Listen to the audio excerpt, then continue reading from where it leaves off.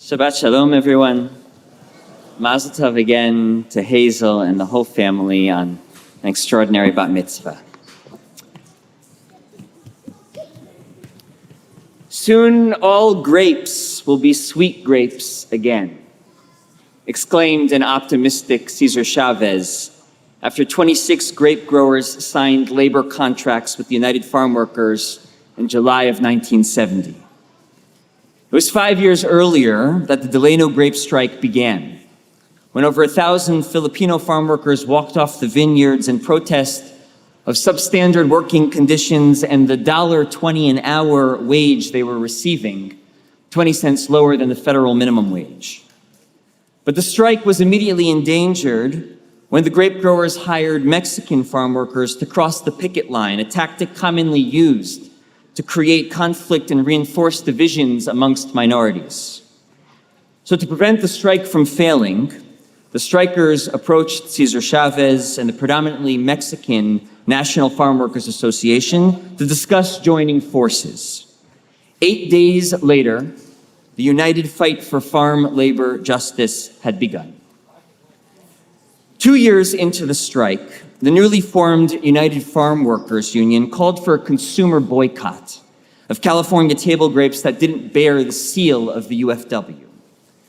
The consumer boycott, Chavez said, is the only open door in the dark corridor of nothingness down which farm workers have had to walk for many years. It is a gate of hope through which they expect to find the sunlight of a better life for themselves and for their families. Calling on individuals, organizations, and faith-based communities to participate in the consumer boycott, many identify this moment as the turning point in the strike. I want to highlight two of the Jewish communal responses, among others in the Jewish community and of course beyond, that heeded his call. The Union of American Hebrew Congregations, now known as the URJ, the Union for Reform Judaism, passed a resolution stating, "These grape pickers, amongst the poorest working people in our land of plenty, have appealed to the conscience of the country to support them in their desperate struggle to secure a collective bargaining agreement with the growers of table grapes. We cannot stay indifferent to their appeal nor to the right of other farm workers to a fair share of the fruit of their labors." And the Massachusetts Board of Rabbis passed a resolution, quote, urging all congregations to consider California table grapes to be unfit for use in synagogues and in religious Jewish homes because of the biblical and Talmudic injunctions against oshek, the oppression of a hired worker. Soon all grapes will be sweet grapes again. But look at what it took to get there. I want to explore today the warning our tradition issues about a society that fails to protect the dignity of labor and laborers. The central command addressed to the employer is found in this week's parsha.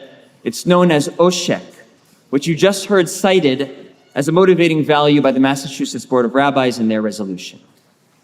Lo ta'ashok sachir oni ve'evyon. Do not oppress the hired laborer who is poor and needy, whether he is one of your people or one of the sojourners in your land within your gates. Give him his wages in the daytime, and do not let the sun set on him, for he is poor and his life depends on them. Lest he cry out to God about you, for this will be counted as a sin against you. What scenario is the Torah worried about? Right? Imagine an employer who contracts a day laborer to work for him. He promises him a specific amount in return for his work, but when the workday has ended and the worker comes to collect his due, the employer withholds compensation. Fearing that scenario, the Torah commands the employer to pay out the owed wages at the end of the day before the sun sets. Because, and now the text hones in on the tremendous power imbalance between the two parties. The worker's life depends on these wages. This paycheck can spell the difference between life and death. Nachmanides, in his commentary on this verse, says it clearly, quote, "The employer must pay the worker as soon as he finishes work because the worker has staked his life and the lives of his wife and children upon this wage to buy food to sustain them." And then Nachmanides says something very interesting. It's almost as if he's anticipating that the reader will look at these verses more than a century later and say, this isn't relevant in our day. We don't deal with day laborers. Well, our poor aren't that poor. He writes, Derech haktuvim ledaber behoveh. The way of the text is to speak in the present tense. Meaning, and I thank Rabbi Jill Jacobs for pointing this out, the Torah is citing an example of oshek, of oppressing a laborer, that speaks to the economic context and concerns of its generation. But paying workers on time is only one way of fulfilling the more general commandment, do not oppress the hired laborer. It's up to each generation, like Hazel said, assessing the economic landscape and the threats to workers' rights and dignity to define and redefine what constitutes oshek. And so, with this in mind, I'd like to turn to the present day.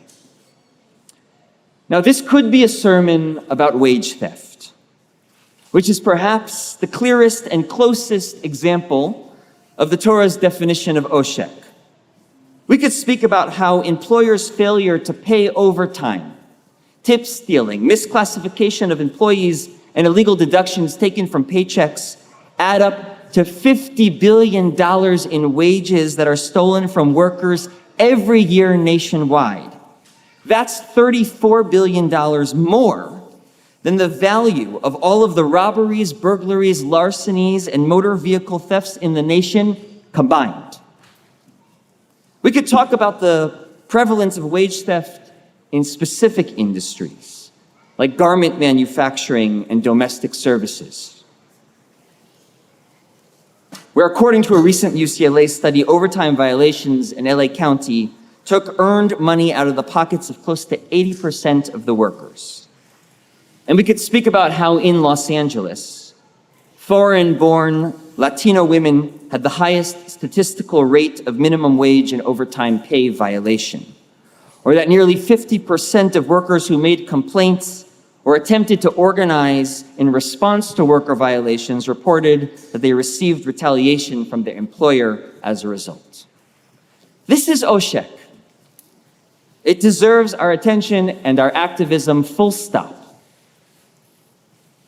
And I want to zoom out a little bit, because we are in a moment in our city that I believe is asking us to think broadly about the Torah's warning, to look honestly at an economic context that devalues labor, that disregards the dignity of workers, and dismisses the right of laborers to live with decency and security.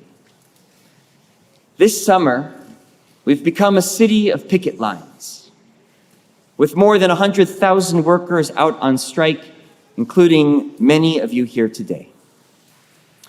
Though the particulars of each strike might differ, screenwriters, actors, hotel employees, sanitation workers, and city staffers are unified in demanding greater respect from their employers and the right to a livelihood that affords them and their families dignity. At its core, the warning of oshek emerges from the dangerous gap between the power of the employer and the worker, a gap that in many industries is growing at a frightening speed.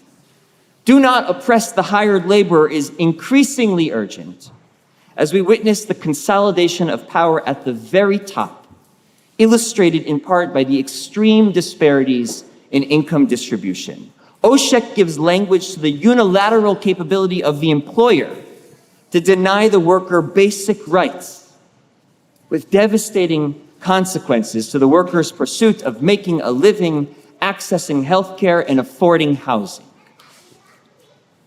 I read a story about Irene Andrade, a 53-year-old housekeeper who's worked at a hotel by the airport for 17 years. But in the last year, she's had to relocate from nearby Inglewood to San Bernardino County because she can't afford her rent anymore, a central issue of the city staffers' strike as well. Irene now spends 4 hours on the road commuting to and from work because her current salary makes a dignified life unsustainable, which is why her union is demanding not only higher wages, but an affordable housing fund for hospitality workers so that getting to work in the morning and home in the evening doesn't mean never seeing your children. As the film and television industry rapidly shifts, writers are striking for some semblance of security in a landscape that increasingly tells you to do more for less, to take it or leave it for whatever short amount of time they'll pay you, and to accept that the last meaningful paycheck you'll receive has nothing to do with how many times your show is streamed.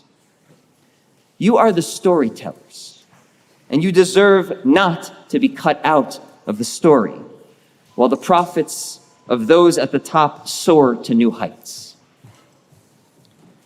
My friends, I'm only scratching the surface of what the particular demands of these unions are, but I hope it's sufficient to communicate clearly that any economic system that permits those with disproportionate power to forget, distort, or negate the humanity of its workers is in need of resistance.